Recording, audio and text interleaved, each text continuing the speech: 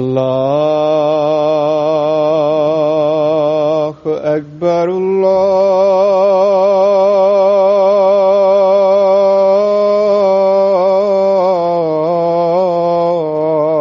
الله أكبر الله أكبر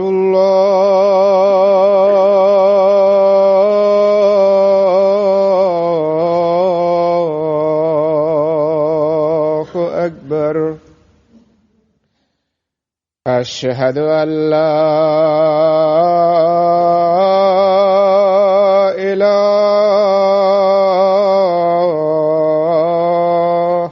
إلا الله. أشهد أن لا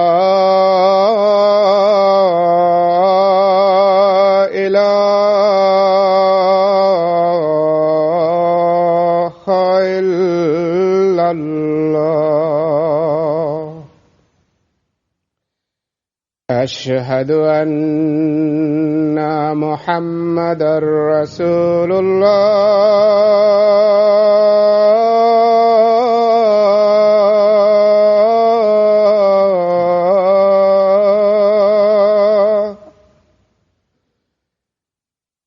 أشهد أن محمدًا رسول الله. حي على الصلاة.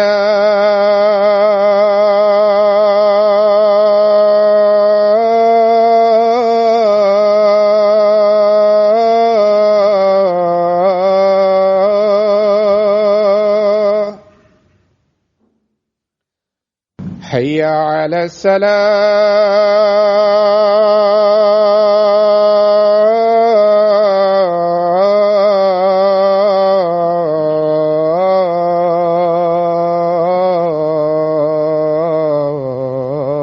الصلاة.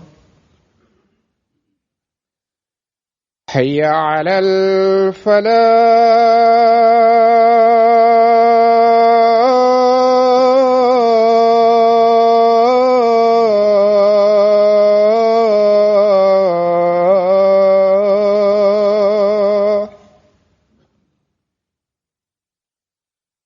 حي على الفلاح.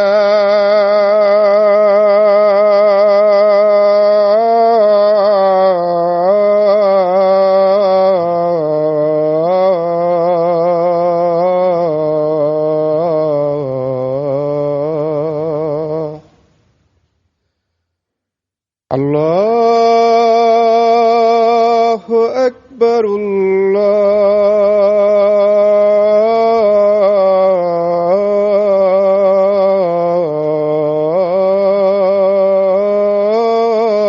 الله أكبر.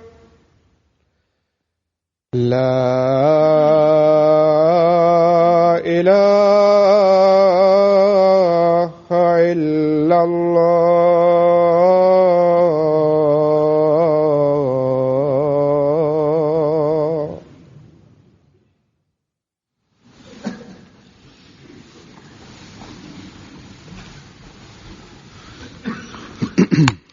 السلام عليكم ورحمة الله.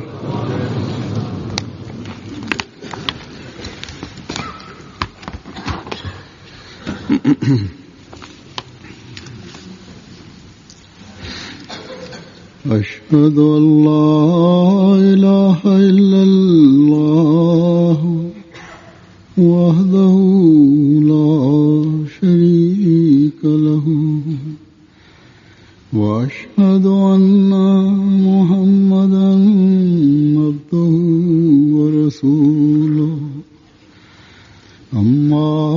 بعد فأعوذ بالله من الشيطان الرجيم بسم الله الرحمن الرحيم الحمد لله رب العالمين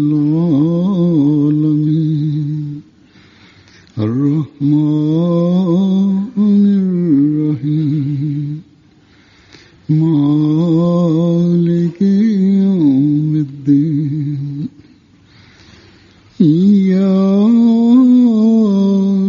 نعبد وإياك نستعين اهدنا الصراط المستقيم صراط الذين أنعمت عليهم غير المغضوب عليهم ولا الضالين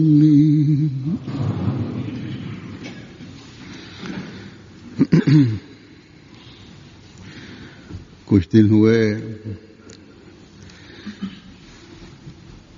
एक दीनी और तरबियती अमूर का एक जायजा इत्तेफाक से एक उहदेदार के साथ बातों में Несколько дней назад, разговаривая с одним человеком, занимающим должность в общине, мне был представлен анализ состояния веры и воспитания членов этой общины.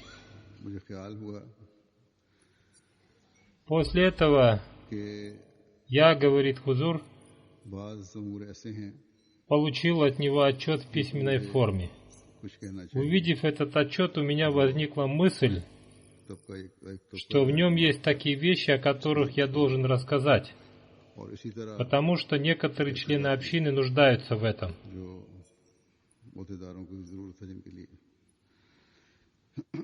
В некоторых вещах нуждаются также служители общины. И все эти вещи важны как для здешней общины, то есть общины Великобритании, так и для всех других общин.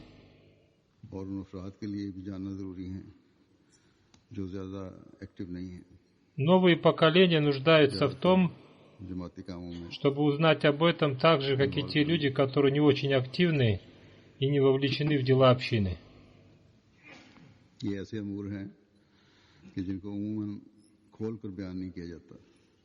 Об этих делах открыто и ясно обычно не рассказывается, или миссионеры и должностные лица общины не рассказывают о них так, как они должны рассказывать.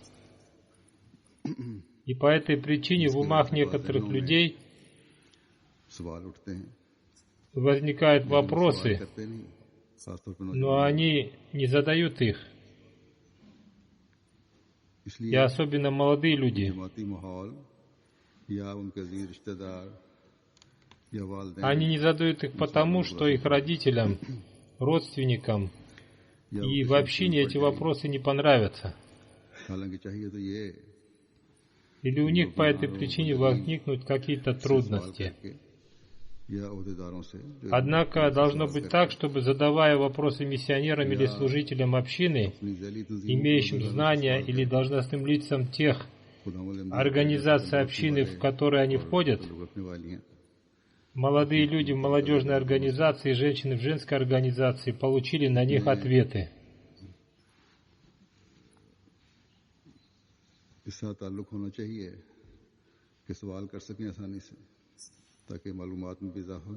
Между ними должны быть такие отношения, чтобы они легко задавали вопросы для получения необходимой им информации, или, если у них есть какие-то сомнения, чтобы они исчезли, или они могли бы написать мне.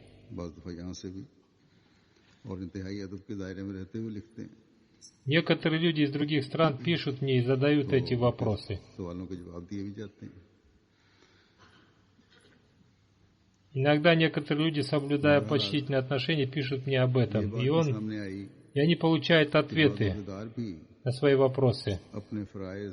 Короче говоря, мне стало ясно, что некоторые люди, занимающие должности, подробно не знают о своих обязанностях и своих полномочиях и не совершают их должным образом.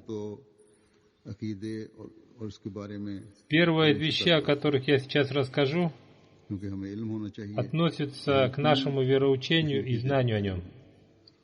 Мы должны знать, почему мы придерживаемся какого-то вероучения или о необходимости некоторых вещей, о совершении которых нам говорится и на которые обращается наше внимание.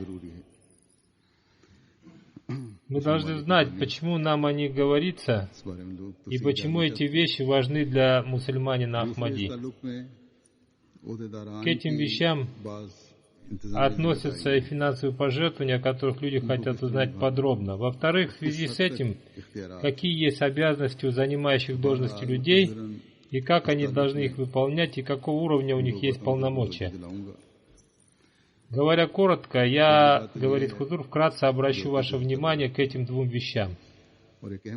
Первая вещь относится к вероучению, и каждому мусульманину Ахмади нужно знать об этом. Обычно об этом рассказывается, но не уделяется должного внимания в связи с тем, что это необходимо для воспитания людей. Обычно думают, что человек, являющийся мусульманином Ахмади по рождению, знает о том, какова цель прибытия Хазрата обетованного Мессии, алейхиссалам, и почему важно верить в него.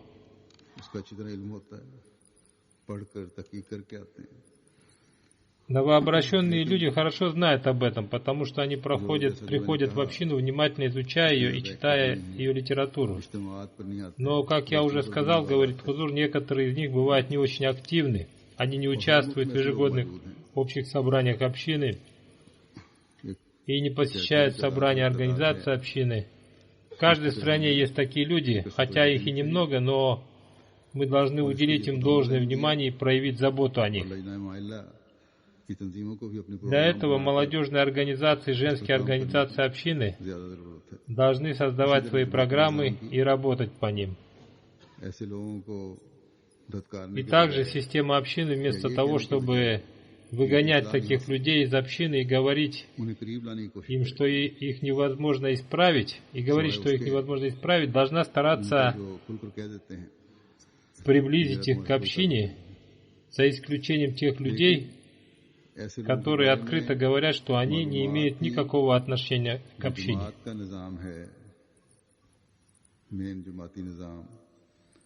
Руководство общин должно передавать информацию о таких людях организациям общины, потому что некоторые пожилые должностные лица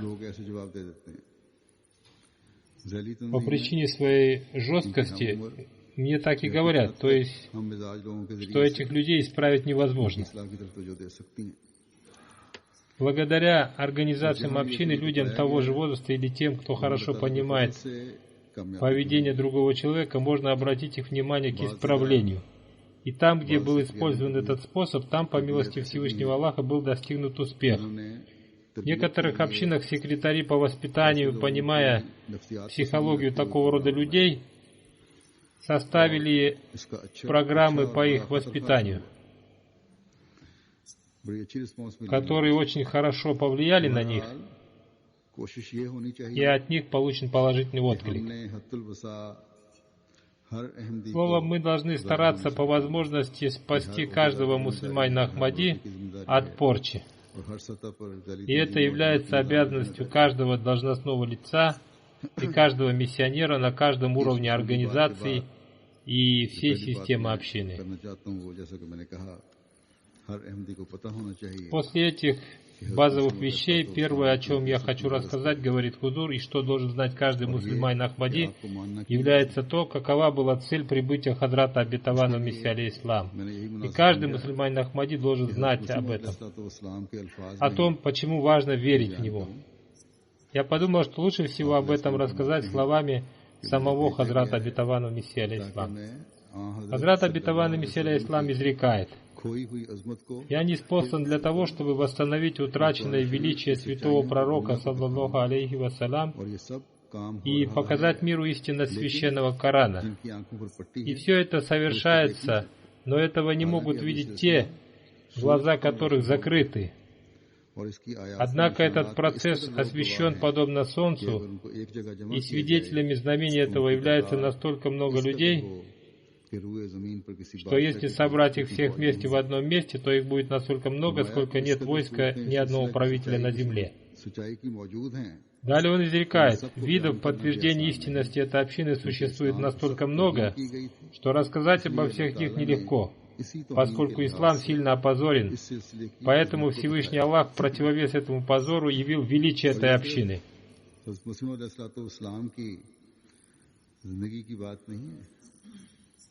И это дело совершалось не только при жизни Хазрата обетованного Мессии алейхиссалам, а более того, благодаря освященному им статусу святого пророка, саллаллаху алейхи вассалям, и установлению истинности священного Корана в мире, в его писаниях и изречениях, и сегодня мы доказываем врагам истинность священного Корана и величие святого пророка, саллаллаху алейхи вассалям.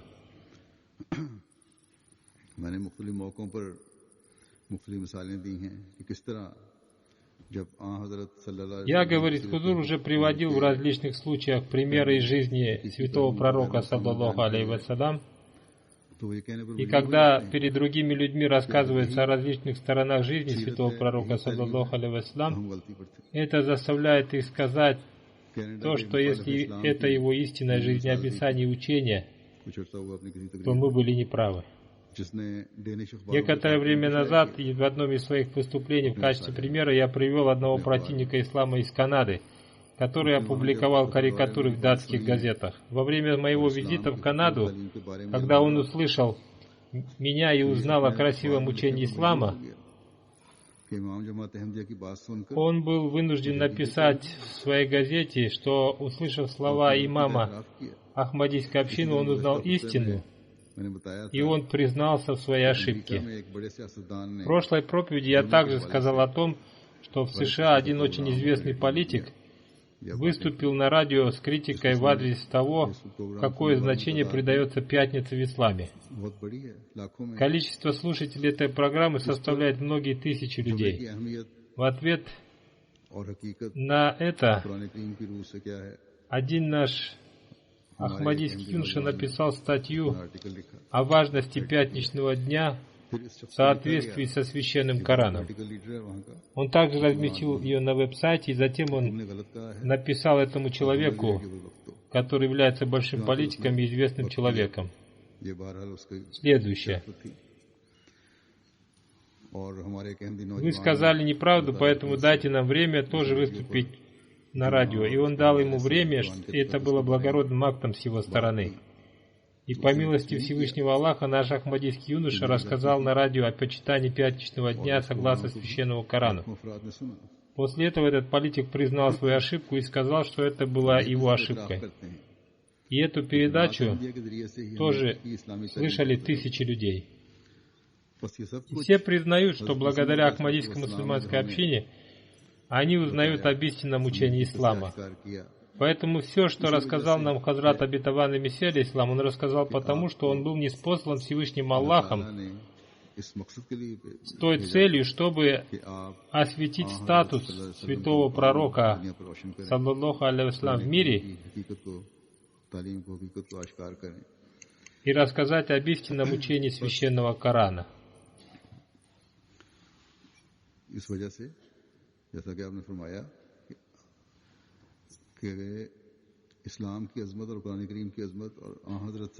Поскольку Хазрат обетованный Мессия алейхиссалам сказал, что посредством него в мире снова устанавливается слава и величие святого пророка, саллаллаху алейхи вассалям, священного Корана и ислама, поэтому у нас нет никакой причины для появления у нас комплекса неполноценностей.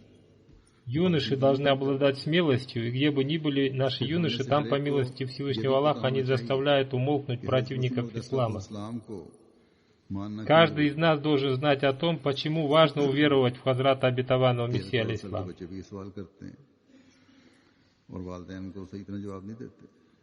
13-14-летние дети задают вопрос об этом, но их родители неправильно им отвечают. Об этом я снова расскажу словами Хазрата обетованного Мессии алейхиссалам. Его изречение содержит в себе подробное объяснение этого, и организация общины могут использовать относящимся к ним части этого изречения для объяснения членам своих организаций и использовать его как руководство. Однажды несколько мулл задали вопрос обетованному Мессии алейхиссалам. Мы совершаем молитвы, держим посты, веруем в священный Коран и посланника Аллаха, саллаллаху алейхи вассалям. Почему в таком случае мы должны уверовать в вас? Он сказал: послушайте, тот человек, который претендует на веру в Аллаха, его посланника, саллаллаху алейхи вассалям, и книгу, но при этом не выполняет его повеления, такие, например, как молитва, пост, хадж, закат, и оставляет те повеления, которые неспосланы для очищения души, избавления от злодеяний и обретения блага, недостоин того, чтобы называться мусульманином. Хузур объясняет, то есть тот, кто претендует на то, чтобы называться мусульманином, но при этом не совершает добрые деяния и не избавляется от злодеяний, не является мусульманином в истинном смысле этого слова. Далее он изрекает: о нем нельзя сказать, что он украшен украшением веры. И также тот человек, который не верует в обетованного Мессию или не считает нужным верить в него, тоже не знает истину ислама и цели пророчества. Хузур объясняет, то есть он вообще не знает, какова нужда в пророчестве и каковы его цели, и он недостоин того, чтобы его называли правдивым мусульманином, повинующимся Богу и его посланнику, саллаллаху алейхи вассалям. Далее он изрекает: потому что так же, как Всевышний Аллах не спаслал повеление в священном Коране через святого пророка, саллаллаху алейхи вассалям, он также привел в священном Коране и очень ясное пророчество о прибытии последнего халифа в последние времена. И он назвал порочными неверующих в него и избегающих его. Кажущаяся разница между словами священного Корана и хадиса на самом деле не является разницей. Другими словами, эта разница состоит только в том, что в словах священного Корана больше подробностей. В священном Коране употреблено слово «халиф», а в хадисе вместо халифа употреблено слово «обетованный Мессия». Священный Коран в отношении ниспослания этого человека употребил слово «обещание», и в соответствии с этим он придал большую важность ниспосланию этого человека. И что за мусульманин тот, кто говорит, какая нам нужда верить в него?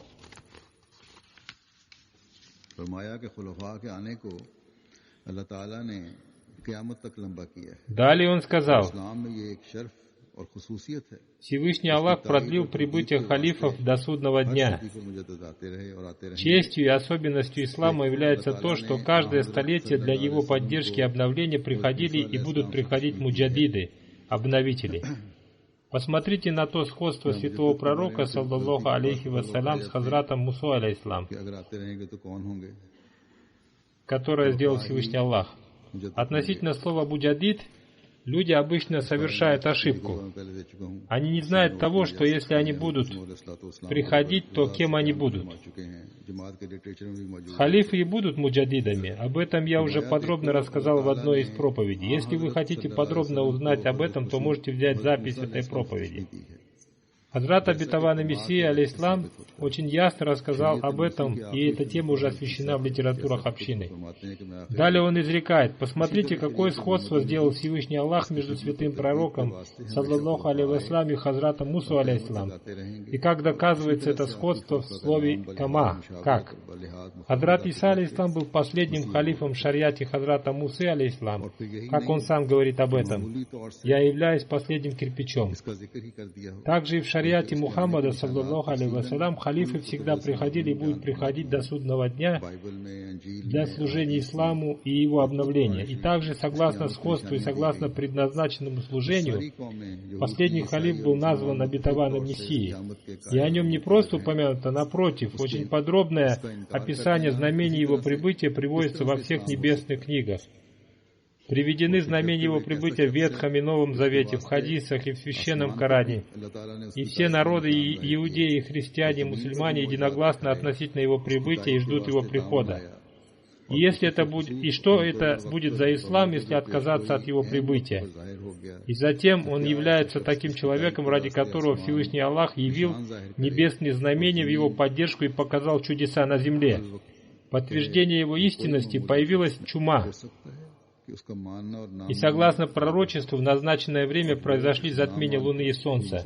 Разве такой человек, ради которого небеса явили знамения и земля говорит аль-вакт, время, может быть обыкновенным человеком, верить или не верить которому является одним и тем же? И могут ли быть мусульманами и любимыми Богом, не верящие в Него люди? Конечно, нет. Хадрат обетованный Мессия алейхиссалам изрек: все знамения прибытия обетованного Мессии исполнились. Различные мятежи сделали грязным этот мир. Исламские богословы и многие святые люди написали о том, что это время является временем прибытия обетованного Мессии алейхиссалам, и что он появится в 14 столетии по хиджре. Затем он изрек: если кто-то после достоверных свидетельств, приведенных святыми людьми и многими богословами, сомневается, то он должен внимательно читать Священный Коран и глубоко изучить суру Ан-Нур. Посмотрите, как Хазрат Иисус, мир ему, пришел через 1400 лет после Хазрата Мусы алейхиссалам. Также и в этой уме, в 14 столетии, после святого пророка, саллаллаху алейхи вассалям, пришел Хазрат обетованный Мессия алейхиссалам. И как Хазрат Иса алейхиссалам был последним халифом в череде халифов Мусы алейхиссалам, также в этой уме обетованный Мессия алейхиссалам тоже будет последним халифом. Затем он изрек: «Я буду халифом будущего тысячелетия, и тот, кто сейчас придет, тот будет моим последователем». Поэтому тот Мессия, который должен был появиться в 14 столетии по хиджре, согласно пророчествам Священного Корана и хадисов, это Хазрат Мирза Гулам Ахмад Кадиани алейхиссалам. Поэтому каждый мусульманин Ахмади должен читать его книги, а для тех, кто не владеет языком урду и живет в других странах, по милости Всевышнего Аллаха существует литература на различных языках, в которой объясняется цель появления Хазрата обетованного Мессии алейхиссалам и то, почему важно уверовать в него. Каждый нуждается в укреплении своей веры. Отвечайте на возражения людей. Когда вы будете читать книги, вы сможете отвечать на вопросы и увеличивать свои знания. Кроме того, чтобы каждый человек готовился отвечать на вопросы, система общины и организации общины должны составлять свои программы, направленные на то, как донести учение обетованного Мессии алейхиссалам до каждого человека и объяснить, какой была цель его прибытия и почему важно уверовать в него. До этого, говорит Хузур, я рассказывал о вероучении, а второе, о чем я сейчас расскажу, это воспитание.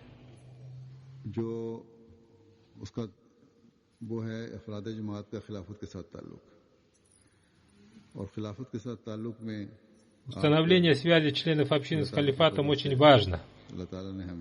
В настоящее время для установления этой связи Всевышний Аллах по своей милости даровал нам такое средство, как спутниковый телеканал МТА и веб-сайт Al-Islam.org.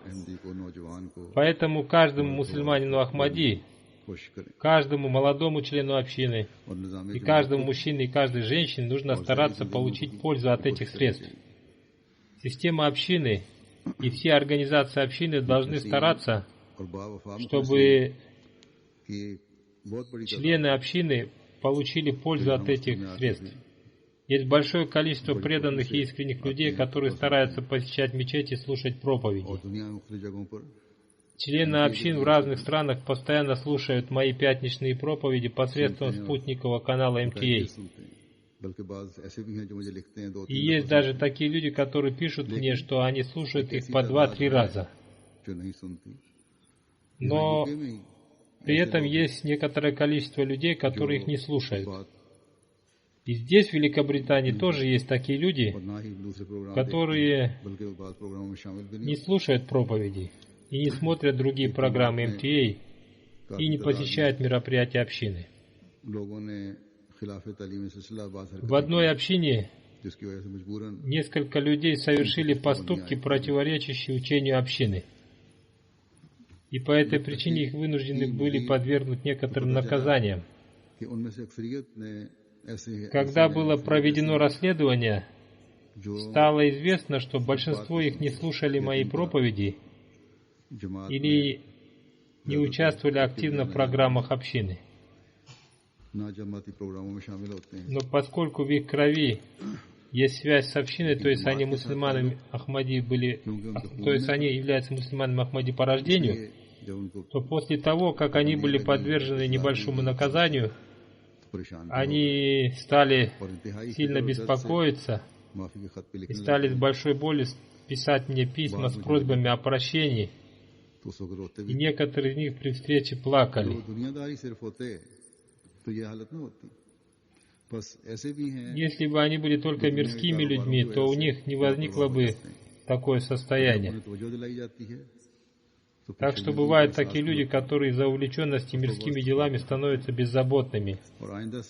Но когда обращается их внимание на это, тогда в них появляется чувство стыда, и они совершают покаяние и читают истигфар, и в дальнейшем стараются укрепить свою связь с общиной.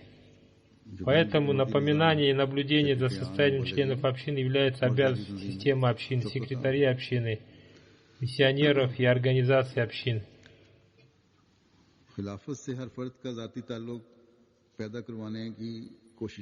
Старайтесь, чтобы была установлена личная связь каждого человека с Ахмадийским халифатом. Старайтесь увеличивать связь и преданность Ахмадийскому халифату в сердцах членов общины. Когда им объясняется важность связи с халифатом, то эти люди становятся еще более чистыми. И если на них была какая-то пыль, то они очищаются от нее. Но когда они подвергаются какому-то наказанию, то после этого в них появляется сильная связь преданности. И если отделение по воспитанию постоянно наставляет на поддержание связи с халифом времени и обращает внимание людей к необходимости слушать проповеди халифа времени и посещать ежегодные общие собрания и другие программы, то будет укрепляться связь с Ахмадийским халифатом, и одновременно будут решаться многие проблемы в воспитании. Иншаллах Та'ала. Следующая вещь, на которую я хочу обратить ваше внимание, это объяснение членам общины о важности взносов. И обычно я говорю финансовым секретарям, чтобы они рассказывали людям, что взнос это не налог, а является их обязанностью, о выполнении которой Всевышний Аллах повелел в различных местах Священного Корана. В одном месте Всевышний Аллах говорит: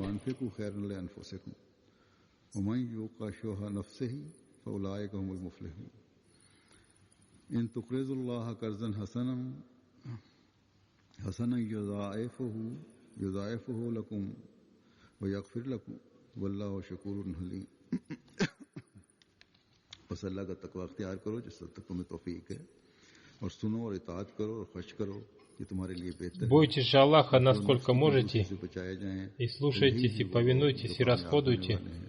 Это лучше для вас.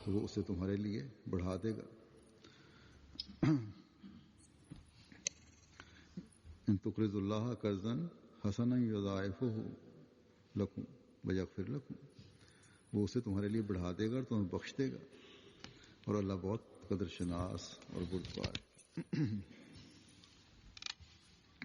बस इन आयात से वाज़ेह है कि खुदा की राह में खर्च करना एक मोमिन के लिए। Из этих аятов становится ясно, что расходовать на пути Бога является очень важным для верующего человека.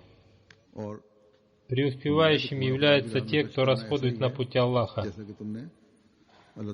И он говорит, что расходование на пути Аллаха подобно займу Всевышнему Аллаху. И Всевышний Аллах является той сущностью, которое возвращает во много раз больше, чем жертвует его слуга. कि हमने खुदा ताला की राह में चंदा दिया И многие люди пишут мне о разных случаях пожертвований на пути Аллаха कई दफों में मुख्तलिफ वाक़यात и о возвращении им Аллаха во много раз больше. अल्लाह ताला तो गनी है और बेनियाज है। Я еще несколько раз рассказывал об этом, приводя некоторые случаи. असल में तो हमें Всевышний Аллах является богатым и неизменным, हमारे इताअत के मयार देखने के लिए и Он не нуждается в наших деньгах.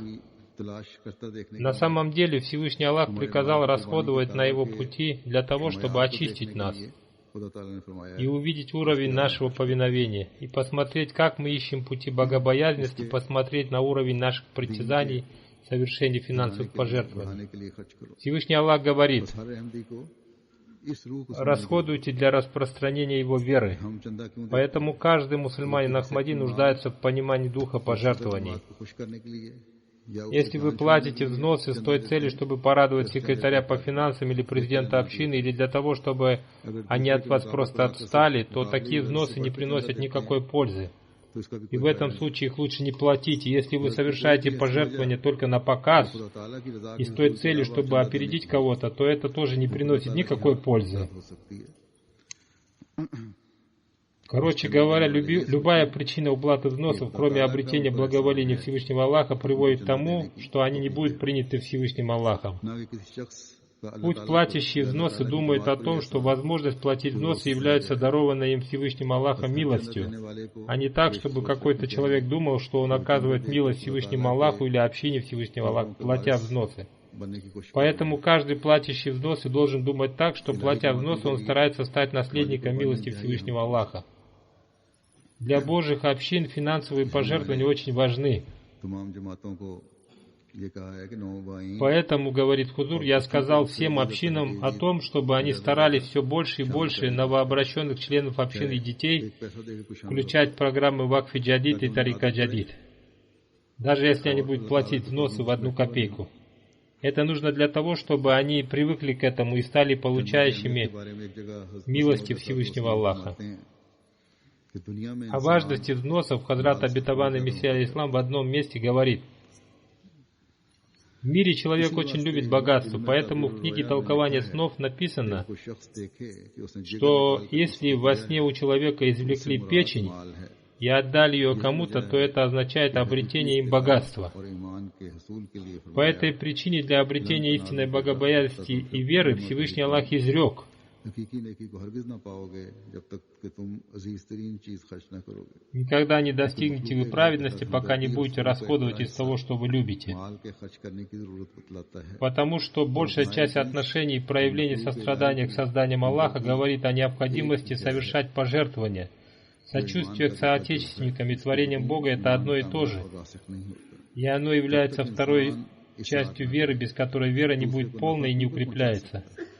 Пока человек не совершает добрые деяния, каким образом он может принести пользу другим? हमदर्दी के लिए Добрые деяния важны для принесения пользы другим и проявления чувства сострадания. लन तनालुल बिर्रा हत्ता तुनफिकू मिम्मा तुहिब्बून में उसी इसार की तालीम और हिदायत फरमाई गई है। बस माल का अल्लाह В аяте «Никогда не достигнете вы праведности, пока не будете расходовать из того, что вы любите», дано наставление и учение об этом добром деянии, поэтому расходование на пути Всевышнего Аллаха является благоуханием рая и обретением человеком уровня богобоязненности и честью человека. एक जरूर बयान Уровень служения Аллаху Хазрата Абу Бакра, радиаллаху анху, был настолько высоким, बस что когда святой пророк, саллаллаху алейхи вассалям, इस तरीक पर अफराद जमात की объявил об одной из нужд, что он пришел со всем имуществом, которое было у него в доме. Поэтому финансовые секретари должны таким образом воспитывать членов общины, इस बारे में чтобы благодаря финансовым пожертвованиям укреплялась вера и богобоязненность. तवज्जो की जरूरत है। И также миссионеры बस हर тоже должны наставлять и постоянно обращать внимание к этому सवाल होने की जरूरत है и рассказывать об этом, когда у них будет возможность. कि अपनी जिम्मेदारी Поэтому финансовые секретари на каждом уровне должны быть активными फर्द तक उनकी जाती и выполнять свои обязанности и иметь контакт с каждым человеком. А не должно быть так, чтобы поручать это дело нижестоящим организациям, чтобы они помогали ему. मेंबरान को तलकीन Нижестоящие организации इससे ज्यादा могут помочь ему только наставлениями членов своих организаций. А сверх этого не являются обязанностью нижестоящих организаций. Организации могут обратить внимание членов своих организаций на необходимость сотрудничества с финансовыми секретарями и объяснять их истинный дух взносов. Короче говоря, объяснить истинный дух взносов является обязанностью организаций. Но финансовые секретари не освобождаются от своей обязанности собирать взносы. В связи с тем, что они сказали организациям помочь им, а они не помогли им. Это является их обязанностью, и они должны ее выполнять.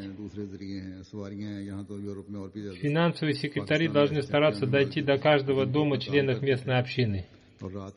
Сейчас существуют многие средства, облегчающие выполнение его обязанностей, такие как телефон, транспортные средства и другие средства, дающие еще больше удобства. В Пакистане были такие финансовые секретари, которые днем выполняли свою работу, а вечером после работы ходили по домам.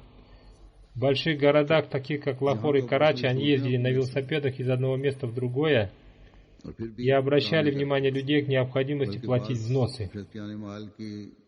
А у вас сейчас здесь есть много удобств, но все равно некоторые из вас не работают. Ко мне поступили жалобы на финансовых секретарей, что их взносы не соответствуют тому уровню, на котором они должны быть. Но если их взносы не соответствуют необходимому уровню, то как они могут наставлять других? Объясняйте о важности финансовых пожертвований с любовью. Некоторые становятся жесткими, но если кто-то первый раз отказывает, то приходите к нему второй, третий, четвертый раз. Но при этом вы не должны сердиться. А платящие взносы должны помнить о том, что система общины существует не благодаря их взносам. И если секретарь по финансам приходит к ним, то это не означает, что система общины существует только благодаря их взносам. Всевышний Аллах обещал Хазрату обетованному Мессии алейхиссалам, что никогда не будет финансовых затруднений, и все дела будут продолжаться. Да, он беспокоился о том, правильно ли расходуются средства общины или нет. По милости Всевышнего Аллаха, община старается по возможности расходовать их правильным образом. Если где-то появляется беззаботность в расходах, то на это обращается внимание. Поэтому в общине установлена система проверки счетов. И обязанностью главы общины страны является внимательно следить за расходами, а не так, чтобы обязательно оплачивать любой приходящий счет. Он должен создать такую систему в бухгалтерии общины, чтобы никто не мог мешать ревизору проверять счета. И он должен быть полностью независимым и наделен полномочиями. Что касается расходов, то община расходует большие средства на спутниковый канал МТА. И члены общины призываются совершать пожертвования для МТА. Расходы для МТА возросли, потому что для МТА работают 4-5 спутников, вещающих на весь мир. И тех взносов, которые собираются на МТА, не хватает, и остальная часть восполняется из общего бюджета общины. По этой причине люди должны обратить внимание и на этот взнос. Если бы люди внимательно слушали мое выступление во второй день ежегодного собрания общин Великобритании, то каждый узнал бы о том, насколько много благословений Всевышний Аллах вложил в средства общины и насколько расширилась наша деятельность, и сколько ежегодно Всевышний Аллах дарует нам новых плодов. По милости Всевышнего Аллаха все эти расходы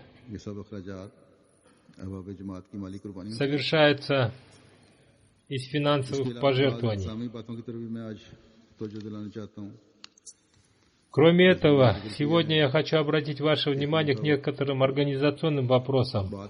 Как я уже сказал, очень необходимо слушать проповеди имама времени, записывать и размышлять о других важных вещах, о которых я рассказывал в разное время. Это очень важно. Люди, занимающие должности в общине, вместе с обращением к этим важным вещам внимания членов общины, сами тоже должны обращать на это внимание.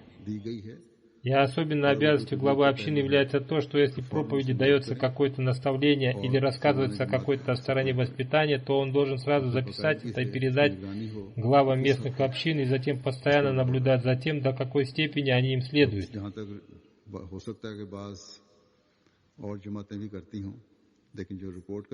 связи с этим глава общины США постоянно записывает важные вещи и передает это главам местных общин, и остальные главы общин тоже должны поступать таким же образом.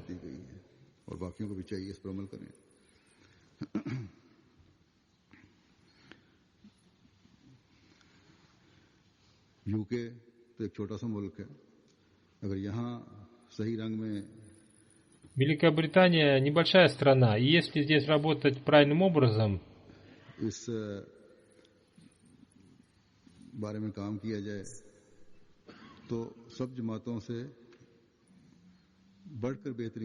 то в этой общине будут результаты лучше, чем во всех других общинах. Кроме этого, вашей обязанностью является то, чтобы все наставления, полученные из центра общины или от меня, сразу передавались местным общинам.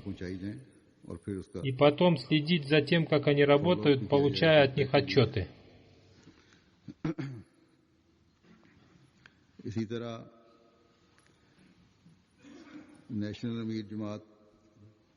Также национальные главы общин не должны только, назначив глав районных общин, наблюдать за тем, как они работают, и возложить всю работу на них.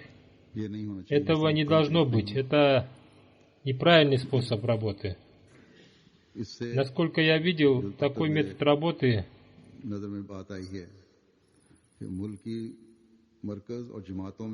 приводит к тому, что возникает отдаление местных организаций от центра общины. У них даже создается чувство, что они не могут дойти до центра общины в стране. Мы нуждаемся в том, чтобы таких чувств не возникало. Необходимо минимально 2 раза в год собирать всех секретарей глав местных общин и анализировать скорость работы и развития. И мне должны быть присланы отчеты о тех главах общин, которые, несмотря на то, что их внимание было обращено к тому, чтобы улучшить свою работу, не обращают на это внимания. Главы общин также должны собирать собрания, если не 2, то минимально 1 раз в год, вместе с участием финансового секретаря, секретаря по воспитанию и секретаря по проповедованию, и анализировать выполнение ими своих обязанностей. Если эти секретари работали, то проблемы в других отделениях разрешаются сами собой. Поэтому с сегодняшнего дня национальный глава общины должен составить программы того, как активизировать систему общины. В Великобритании и других небольших странах это дело не является трудным. Можно провести собрание в центре или в каком-нибудь другом районе. А что касается таких больших стран, как США, Канада и другие, то они должны составить план своих действий по установлению личных контактов с каждой общиной каждого уровня и активизировать их работу.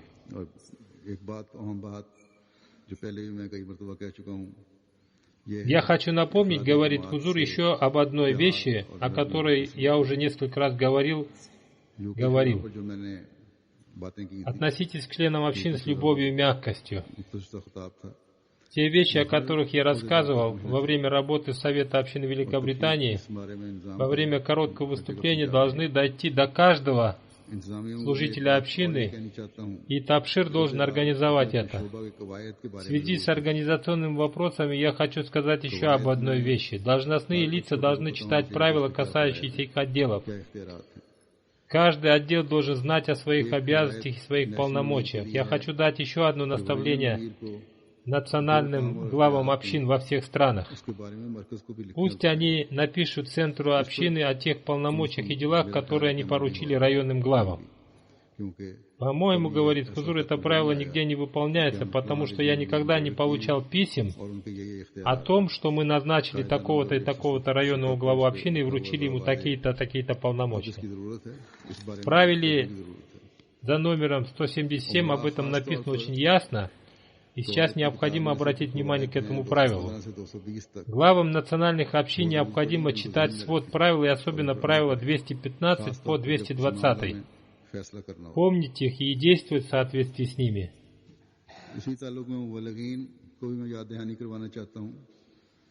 Особенно, когда им надо принять решение в каком-либо деле.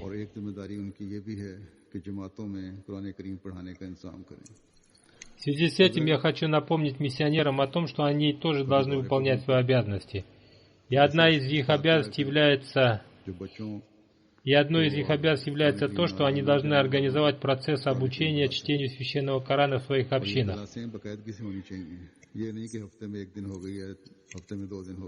В первую очередь они должны сами учить детей, и если они ездят в другие общины, они должны подготовить таких учителей, которые могли бы учить детей и тех взрослых, которые не умеют читать священный Коран. И такие занятия должны проводиться постоянно, а не 1 или 2 раза в неделю. Такие занятия можно проводить после молитвы Магриб, Иша или в любое другое время, когда это удобно. Если миссионеры и проповедники не находятся в поездках, они должны сами учить детей.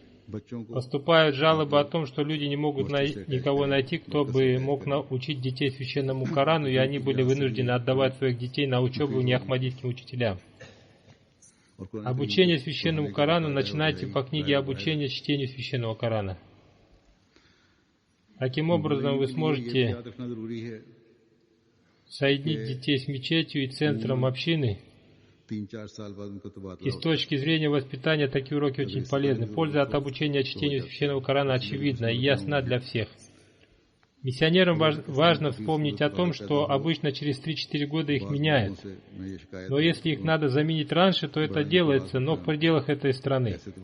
И если такая ситуация возникает где-то, то поступают жалобы из некоторых стран, что это очень расстроило миссионеров. Но они должны принимать такие изменения с радостью. По милости Всевышнего Аллаха, о таких родах жалобах со стороны миссионеров здесь, в Великобритании, мне ничего не известно. Помните о такой важной вещи, что если миссионеру необходимо обратить внимание на что-то какого служителя общины или главы общины, допустим, о таком деле, которое противоречит традициям общины, или деле, которое запрещает шариат, то обращайте их внимание на это с большим уважением и мягкостью. А если вас не слушают и наносится какой-то ущерб общине или нарушается повеление шариата, то сообщите мне об этом, но ни в коем случае не начинайте спорить и проявлять упрямство, потому что это становится причиной раскола в системе общины. Безусловно, я однажды сказал, что миссионеры могут обратить внимание глав общин на вещи, касающиеся религиозных дел. Но в этом они тоже должны соблюдать правила и наставлять наилучшим способом, не создавая такую атмосферу, которая влияет на всю систему общины.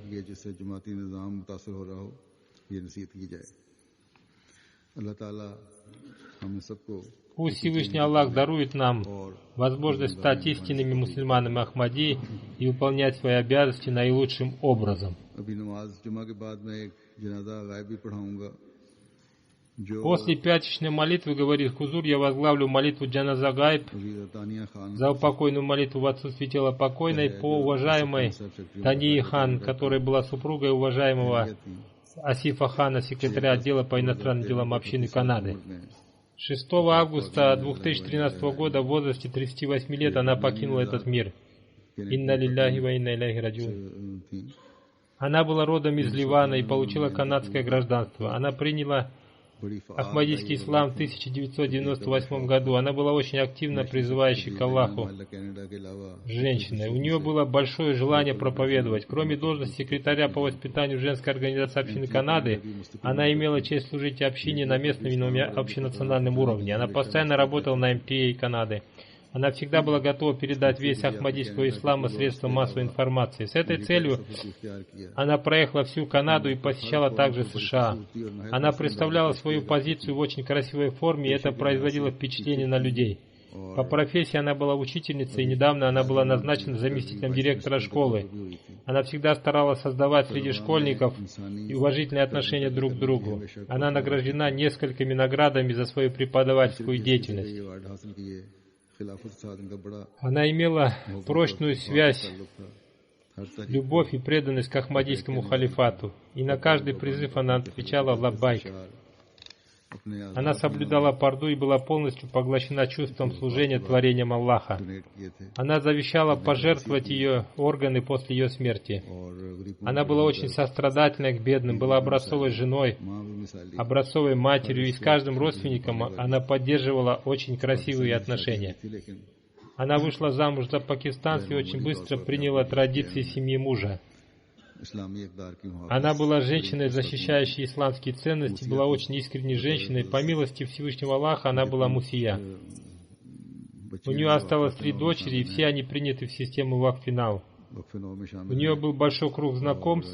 На ее похоронах присутствовала женщина, премьер-министр этой провинции, и кроме этого присутствовали депутаты парламента, глава местного городского совета, много школьных учителей, школьники, большое количество многих других людей.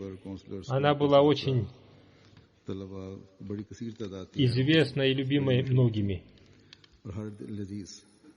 Я слышал слова похвалы в ее адрес и от пожилых людей, и от детей. Все хвалили ее. Пусть Всевышний Аллах простит ее и возвысит ее степенями в раю и дарует терпение и стойкость ее дочерям и мужу.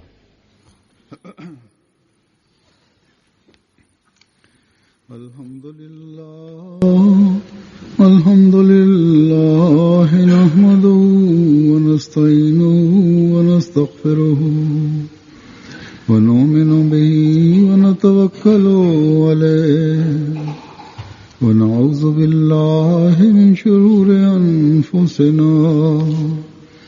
wa min sayyiati a'malina.